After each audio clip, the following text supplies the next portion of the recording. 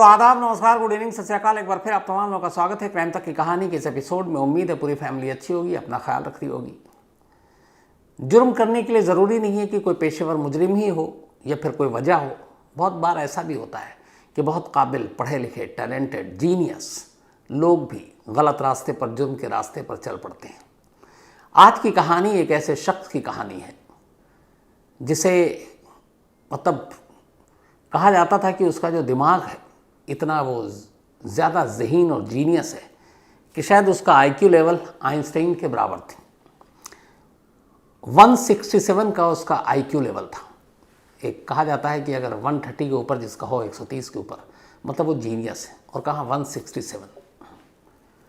तो ये एक ऐसे लड़के की कहानी है जो इतना ज़हीन, इतना ब्रिलियंट, जिसने हार्वर्ड यूनिवर्सिटी से पढ़ाई की, 25 साल की उम्र में ही प्रोफेसर बन गया। लेकिन फिर उसके बाद अगले 20 सालों तक उसने कैसे अमेरिकी जांच एजेंसी FBI यानी फेडरल ब्यूरो ऑफ इन्वेस्टिगेशन को नचाया, और फिर कैसे अपनी ही शर्तों पर एक तरह से खुद ही चाहते हुए वो सामने आया। क्या क्या शर्तें रखी उसने। तो कहानी एक ऐसे, उसको आप कह सकते हैं सिरफरे की भी है, एक टेररिस्ट की भी है, और एक जीनियस की कहानी है। कहानी शुरू करूं उससे पहले आपको बता दूं कि कुकू FM ऐप पर भी इस तरह के तमाम ऑडियो बुक्स में मौजूद हैं, और उन्हीं में एक है डेवलपमेंट ऑफ सीरियल किलर। एक सीरियल किलर कैसे बनता है, क्या क्या स्टेप, क्या क्या सोच होती है, क्या वजह होती हैं, पूरी डिटेल में आप अगर जाएंगे तो कुकू FM ऐप पर ऑडियो बुक में आप इसे सुन सकते हैं, डेवलपमेंट ऑफ सीरियल किलर।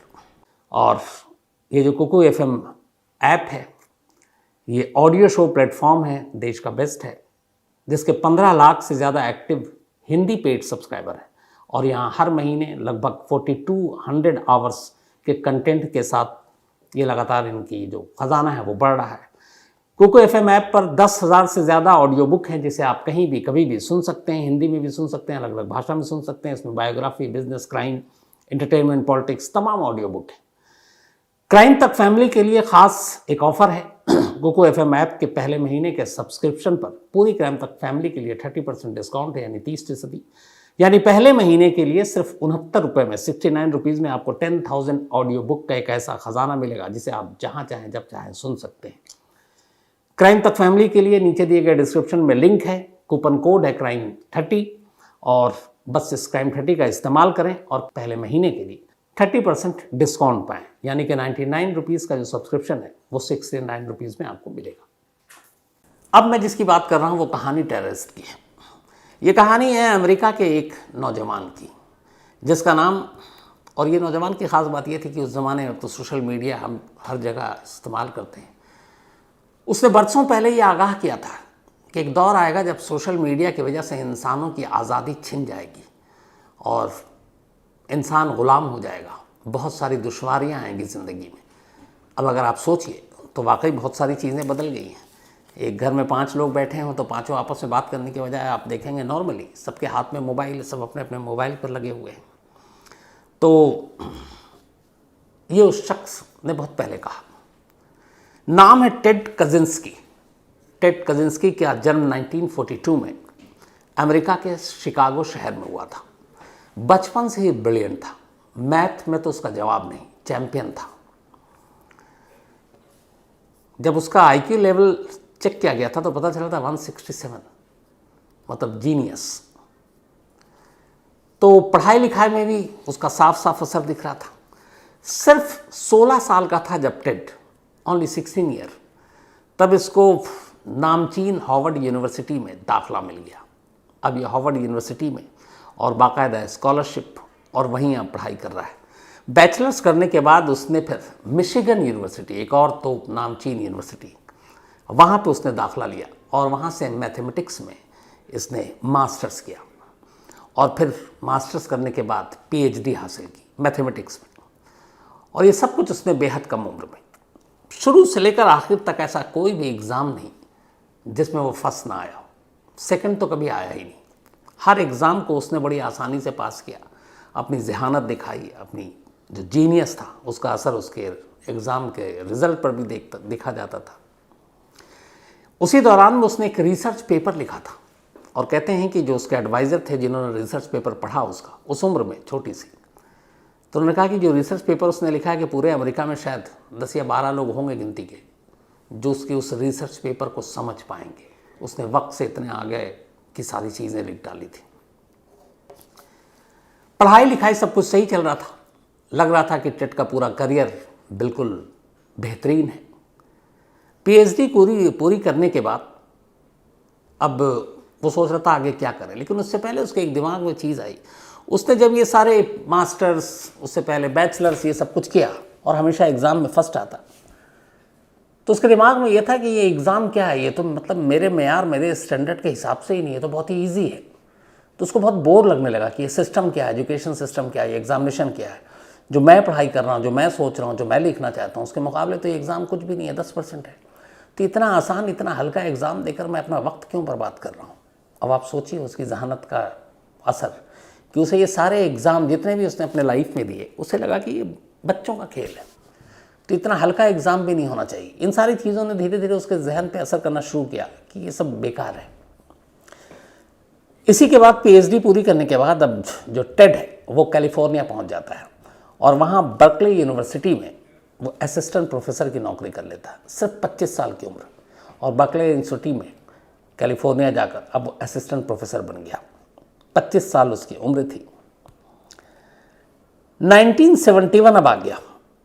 1971 में आते आते जब इसने असिस्टेंट प्रोफेसर की नौकरी भी कर ली, पीएचडी भी कर लिया, सब कुछ कर लिया, उसे लगा कि जितने आसपास के लोग हैं वो जो बातें करते हैं, इन सब के पास उतनी जानकारी या जहन नहीं है, ब्रेन नहीं है, और उसे लगता था मैं सबसे अलग हूँ। ये होता है अक्सर ऐसे जीनियस लोगों के साथ। तो उसको इन सारी चीज़ों से अब मोह उसका भंग हो गया। अचानक उसने 1971 में बर्कले यूनिवर्सिटी से इस्तीफ़ा दे दिया असिस्टेंट प्रोफेसर के पोस्ट से, और उसके बाद वो वहाँ से निकला और फिर मॉन्टेना स्टेट पहुँच गया। और वहाँ के एक लिंकन शहर है, उस लिंकन शहर से दूर, शहर के बाहर, जहाँ कोई बस्ती नहीं, कोई आबादी नहीं, एक वीराने में उसने एक झोपड़ी बनाई और जाकर उस सब झोपड़ी में रहने लगा। उसके घर वालों के कुछ लोगों को पता था कि टेड जो है यहाँ आ गया है, नौकरी भी छोड़ दी है, और अब अपना घर पेरेंट्स के साथ रहने की बजाय वो लिंकन शहर के एक दूर दराज सन्नाटे में एक झोपड़ी में रह रहा। और झोपड़ी ऐसी जगह उसने बनाई जहाँ ना बिजली है, ना पानी है, कोई भी बेसिक फैसिलिटी, सुविधा नहीं है, लेकिन वो वहाँ अपने तमाम किताबों के साथ पहुँच गया। कुछ दिनों तक घर वालों ने भी पूछा, उसके बाद घर वालों ने भी कहा कि इसका दिमाग ऐसे ही है, भूल गए।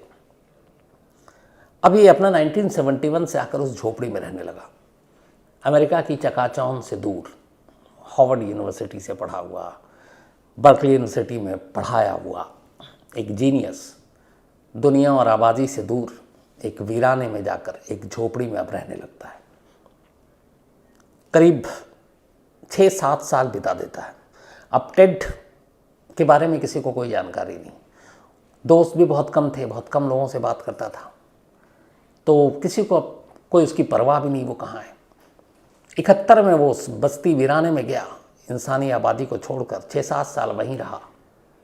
इस दौरान पता नहीं उसने क्या क्या किया, और अब लोग उसको भूल गए। 25 मई 1978 टेड के वीराने में जाने के करीब 7 साल के बाद पहली बार एक अजीब चीज़ होती है। होती यह है कि नॉर्थ वेस्टर्न यूनिवर्सिटी में एक प्रोफेसर थे, क्रिस्टन इलिनॉय। क्रिस्टन इलिनॉय ये इंजीनियरिंग डिपार्टमेंट के प्रोफेसर थे। इनके घर पे एक पोस्टल डिपार्टमेंट का एक कर्मचारी पहुंचता है और कहता है कि मिस्टर क्रिस्ट, आपके नाम पे एक पैकेट है। अब भेजने वाले का नाम नहीं, और उसमें यह था कि अगर इस पैकेट को रिटर्न करना हो तो इस एड्रेस पे आप कर दीजिए। और वो जो एड्रेस था रिटर्न करने वाला, वो मिस्टर क्रिस्ट इलिनॉय का था, जो इंजीनियरिंग के प्रोफेसर थे। अब उन्होंने पूछा ये कहाँ से आया, क्योंकि सेंडर का कोई नाम वाम नहीं। तो प्रोफेसर साहब ने जब पूछा तो पोस्टल डिपार्टमेंट के कर्मचारी ने कहा कि सर, हमें तो यूनिवर्सिटी कैंपस में रखा हुआ मिला, और चूँकि इस पर आपका नाम था कि अगर कोई ना हो तो रिटर्न यहीं करना है, तो इसलिए हम लेकर खुद चलाया है। प्रोफेसर साहब को कुछ शक हुआ। उन्होंने कहा यह पैकेट मेरा नहीं है, ना मैंने किसी को भेजा है। उन्होंने फ़ौरन पुलिस को कॉल किया। पुलिस की एक टीम फ़ौरन उस एड्रेस पे पहुंचती है घर पे उनके मिस्टर क्रिस्ट के। अब पोस्टल डिपार्टमेंट का वो कर्मचारी, प्रोफेसर साहब और पुलिस की टीम, पुलिस बड़े एहतियात से उस पैकेट को खोलती है, लेकिन जैसे ही खोलती है एक धमाका होता है। धमाका इतना ताकतवर नहीं था कि बहुत नुकसान हो, लेकिन फिर भी चोट आती है उस पुलिस अफसर को, उस पोस्टल डिपार्टमेंट के कर्मचारी को। प्रोफेसर साहब थोड़ी दूरी पर थे, उन्हें कोई चोट नहीं आती। तो उसके अंदर एक बॉम्ब था उस पैकेट में, लेकिन वो बॉम्ब बहुत ज़्यादा एडवांस नहीं था।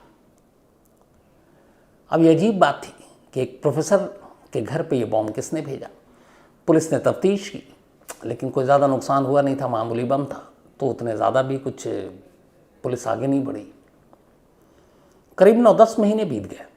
9-10 महीने तक सब कुछ शांत था। 9-10 महीने के बाद फिर ऐसा ही एक पैकेट उसी यूनिवर्सिटी के एक स्टूडेंट्स को भेजा गया। स्टूडेंट्स ने उस पैकेट को खोला तो फिर धमाका हुआ। स्टूडेंट को मामूली चोट आई।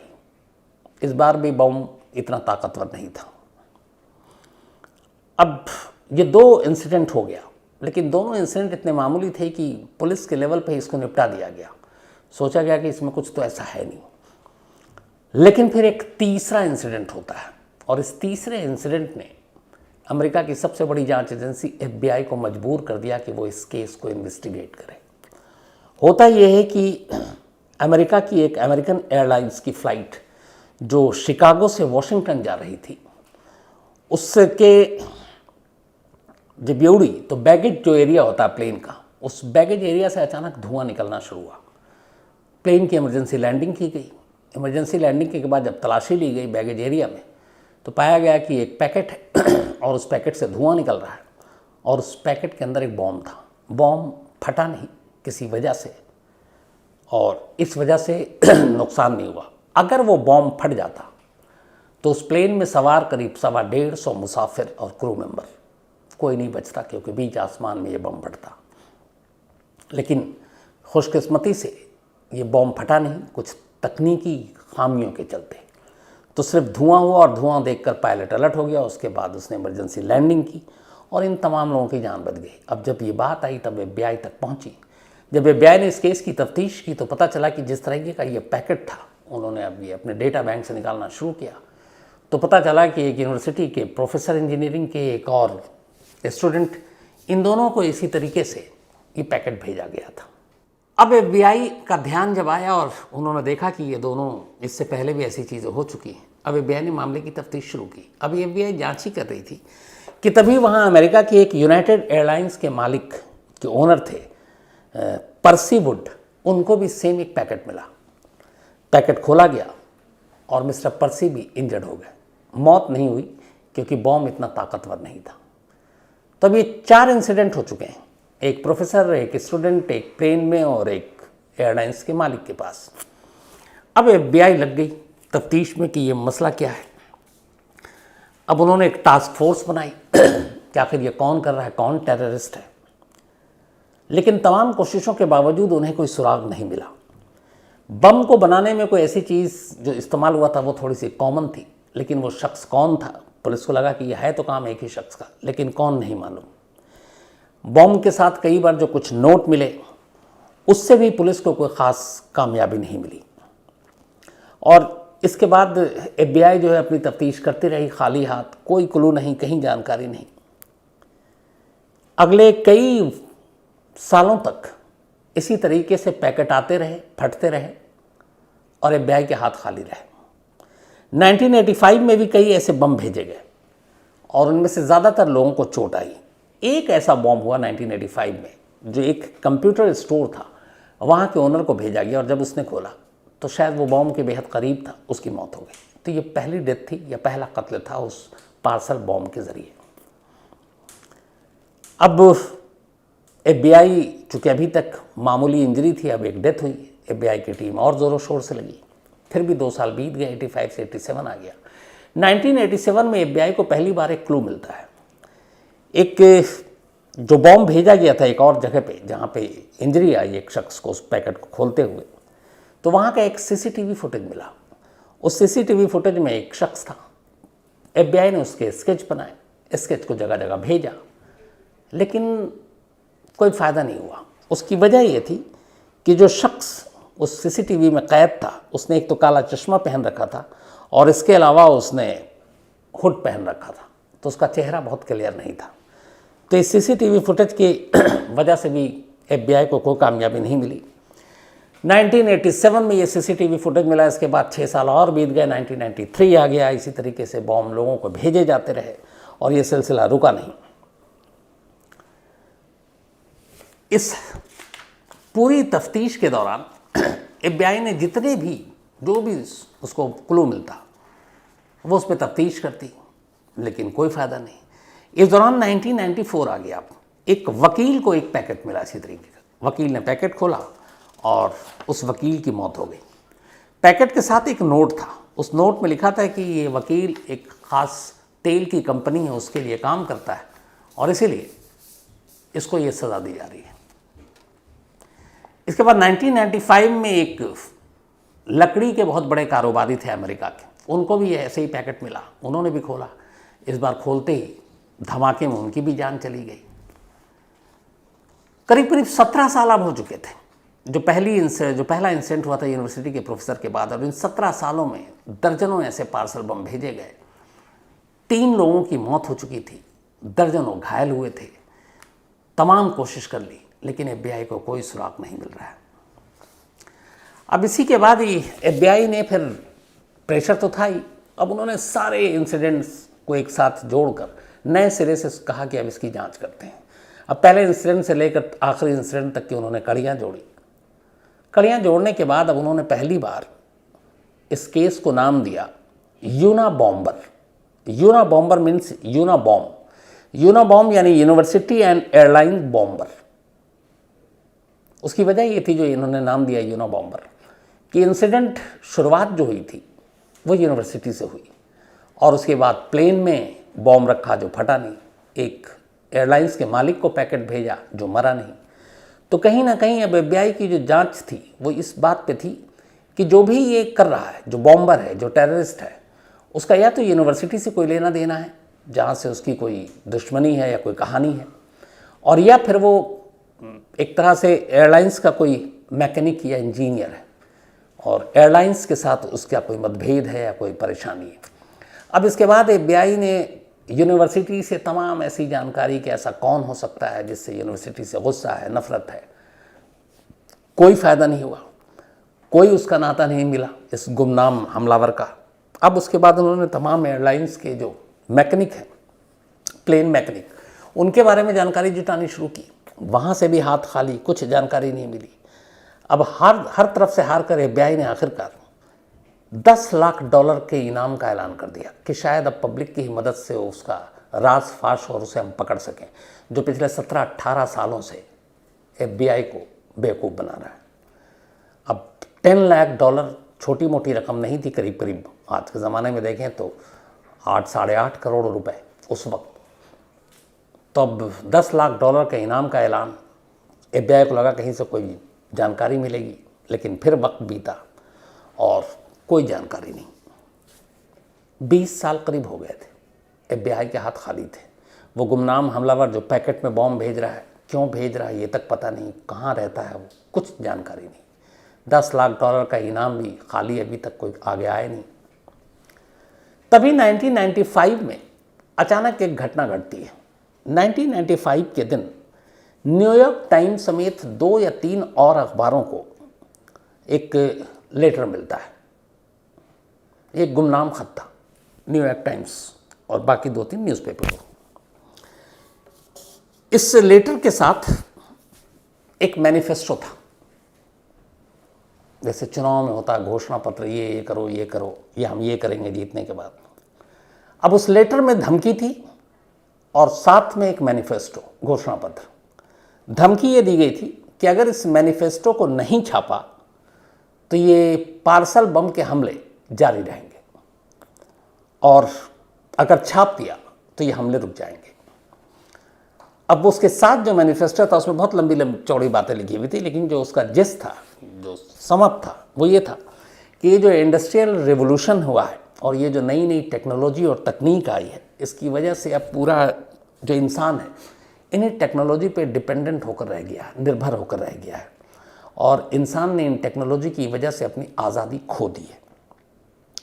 और इसीलिए उन्होंने, जब इंसान इस टेक्नोलॉजी का ग़ुलाम हो गया, अपनी आज़ादी खो दी, तो ऐसे में इंसानों को जगाने के लिए धमाके ज़रूरी हैं। ये लाइन उस धमकी, जो ख़त था कि हम टेक्नोलॉजी के ग़ुलाम हो चुके हैं और हमने अपनी आज़ादी खो दी है, और इंसानों की इस खोई आज़ादी को जगाने के लिए धमाके ज़रूरी हैं ताकि वो इसके ग़ुलाम न बने। और साथ में अब मैनिफेस्टो के इसमें ये होना चाहिए, ये होना चाहिए। अब ये सारे लेटर न्यूज़पेपर के थ्रू FBI तक पहुँचे। FBI जो 20 साल तक उस बंदे को ढूंढ नहीं पा रही कि कौन है। अब FBI और अमेरिका किसी टेररिस्ट के साथ नेगोशिएशन नहीं करती, बातचीत या समझौता नहीं करती, ये उनका अपना रूल है, उसूल है। लेकिन अब यहाँ ये था कि एक शख्स 20 साल से बॉम्ब पे बम भेज रहा है, 3 लोग मारे जा चुके हैं, कई इंजर्ड हो चुके हैं, और अब वो अखबार को एक मैनिफेस्टो भेज रहा है और कह रहा है कि अगर आप ये छाप देते हो तो फिर हमला रुक जाएगा। मीटिंग हुई, आला अफसरों से मंजूरी ली गई। फिर ये तय हुआ कि चूँकि इसको छापने में कोई नुकसान है नहीं, क्योंकि इसमें कोई ऐसी भड़काऊ बात नहीं है। कायदे से जो बातें लिखी थी वो बहुत ही, मतलब एक तरह से इंसानों की भलाई के लिए थी, तो उसमें ऐसी कोई चीज़ नहीं थी जो छापने से नुकसान हो सकता, बल्कि उसमें कुछ अच्छी चीज़ें थी, उससे इंसानों का भला होता। और फिर उसने ये भी लिखा था कि अगर आप ये छाप दोगे तो हमले रुक जाएंगे। लेकिन FBI को ये भी लगा कि अगर इस मैनिफेस्टो को छापते हैं तो क्या पता उसकी जो राइटिंग है, जिस तरीके से उसने लिखा है, शायद उससे कोई क्लू मिले, उसको पढ़ने के बाद अखबारों में कोई सामने आए और बताए कि ये ऐसा कौन लिख सकता है। तो FBI ने आखिरकार अपने आकाओं से इजाज़त ली और अखबारों को इजाज़त दी कि आप इस मैनिफेस्टो को छापो। इसके बाद न्यूयॉर्क टाइम्स समेत तमाम अखबारों में ये मैनिफेस्टो छपा, और साथ में खबर कि ये उसी पार्सल जो बॉम्ब भेजता है उसी का ये ख़त है, ये धमकी है और ये मैनिफेस्टो है, और ये हम छाप रहे हैं। अब अखबार में छपने के बाद FBI उम्मीद करने लगी, इंतज़ार करने लगी कि कोई तो आएगा जो शायद इस मैनिफेस्टो, उसकी राइटिंग, वो जिस तरीके की बातें लिख रहा है, उससे कोई क्लू दे जाए कि वो बंदा कौन हो सकता है, उसकी भाषा, उसकी लैंग्वेज के ज़रिए। लेकिन दिन पर दिन बीतते गए, FBI के हाथ अब भी खाली, कोई सामने नहीं आ रहा। करीब 6 महीने बीत गए।